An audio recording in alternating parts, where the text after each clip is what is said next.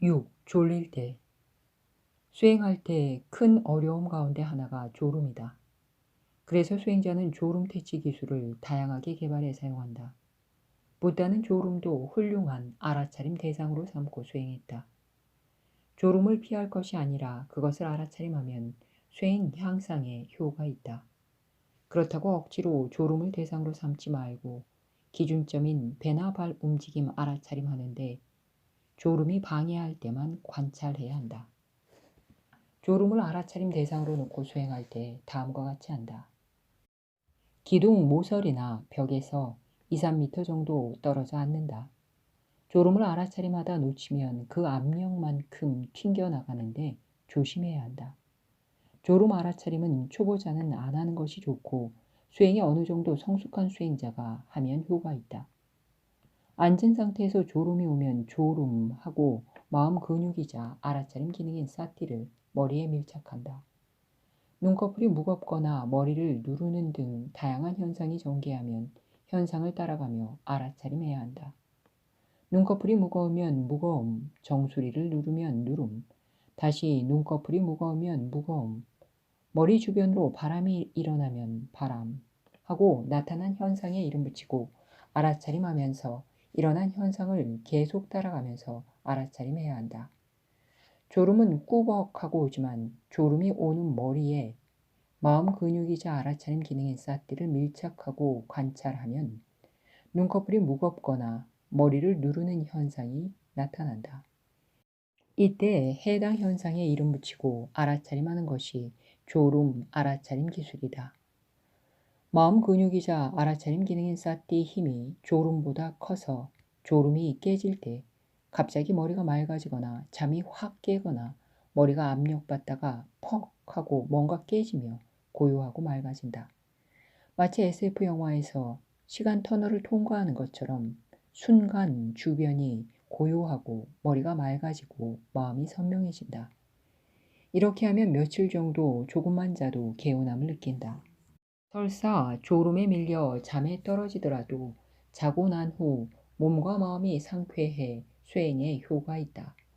졸음 알아차림 기술은 수행할 때뿐만 아니라 공부나 연구할 때 활용해도 좋다. 7. 강의 대화 운전할 때. 강의 대화 운전할 때 알아차림 기준점은 해당 상황 전체다. 강의할 때 강의 내용, 진행 과정, 청중 반응을 모두 알아차림하고 진행하다 강의 내용 말고 다른 것이 끼어들면 그것이 방해 현상이다. 이때 끼어드는 방해 현상으로 마음 근육이자 알아차림 기능인 사띠를 보내지 말고 그것이 발생했다는 것만 인지하고 즉시 강의 내용으로 돌아가 해당 강의에 집중해야 한다. 다른 사람과 대화할 때도 마찬가지다. 상황 전체를 알아차림 대상으로 놓아야 한다. 그러다 대화 주제가 아닌 다른 것이 끼어들면 그것이 방해 현상이다. 이때 끼어드는 방해 현상으로 가지 말고 그것이 발생했다는 것만 인지하고 즉시 대화에 집중해야 한다. 대화할 때 입술 끝이나 들리는 말을 알아차림하면 말만 들리고 내용이 들어오지 않는다. 운전할 때 위험함으로 하지 않는 것이 좋다. 간혹 수행이 설익은 사람이 고난도 기술을 사용하려고 한다. 고난도 기술과 수행 효과는 구별해야 한다. 운전할 때 망상이나 방해 현상이 나타나면 그곳으로 가지 말고 손으로 운전대를 살짝 잡으며 망상하고 알아차림하면 효과 있다. 운전할 때 앞뿐만 아니라 운전 상황 전체가 알아차림 대상 기준점이다.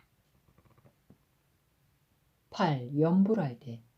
신의 이름을 반복해 부르고 기도하면 중생이 되는 길이고 그 소리를 기준점으로 삼고 수행하면 붓다가 되는 길이다. 붓다 일에 많은 수행자가 소리를 알아차림하고 마카팔라에 들어 니빠나를 체험했다. 사리붓다도 소리를 듣고 아라한 마카팔라를 성취했다. 마하데와가 오사에서 소리 듣고 마카팔라에 들어간다고 한 것도 마찬가지다. 소리 알아차림 기술은 두 가지가 있다. 하나는 소리 발생 장소인 입술 움직임을 알아차림 기준점으로 삼고 수행한다. 이때는 소리를 빠르게 한다. 목닥치며 할 때는 목탁체 움직임이나 목탁체 부딪히는 지점을 알아차림 기준점으로 삼아도 된다. 다른 하나는 소리 들리는 귀를 알아차림 기준점으로 삼고 수행한다. 이때는 소리를 천천히 한다. 여러 사람이 모여 소리를 기준점으로 삼고 수행할 때 두 모둠으로 나눠 한다.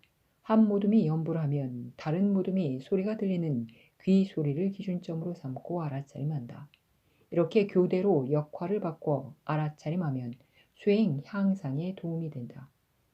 연부라는 모둠이나 소리 듣는 모둠이나 입술, 귀, 소리를 기준점으로 삼고 알아차림할 때 방해 현상이 나타나면 그곳으로 가지 말고 입술이나 귀에 마음 근육이자 알아차림 기능인 사띠를 집중하는 것이 효과가 있다. 9. 절할 때 뭔가 바라고 기도하고 절하면 중생이 되는 길이고 절하는 행위 끝을 기준점으로 삼고 알아차림하면 수행이고 붓다가 되는 길이다. 절하는 동작을 기준점으로 삼고 수행할 때 움직이는 행위 끝을 기준점으로 삼고 천천히 움직이며 동작 하나하나 알아차림해야 한다. 절하는 숫자 채우기 위해 빠르게 하는 것은 수행에 도움이 되지 않는다. 절할 때 하는 알아차림 기술은 다음과 같다. 무릎을 꿇을 때 내려가는 동작 무릎 끝, 손 내려놓을 때 손끝, 머리 숙일 때 이마 끝, 일어날 때 역순으로 한다.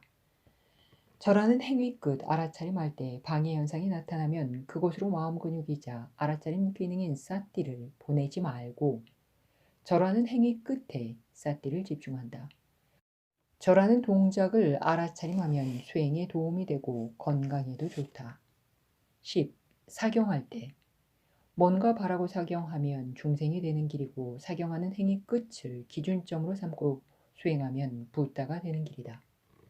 사경할 때는 글 쓰는 상황 전체나 붓끝을 알아차림해야 한다.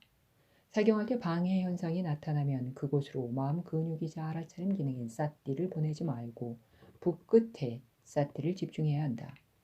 지나치게 망상이 들어와 사경하는 것을 방해하면 사경을 멈추고 방해 현상이 들어오는 방향으로 마음 근육이자 알아차림 기능인 사띠를 보내 이름을 붙이고 알아차림한 후 다시 사경해야 한다.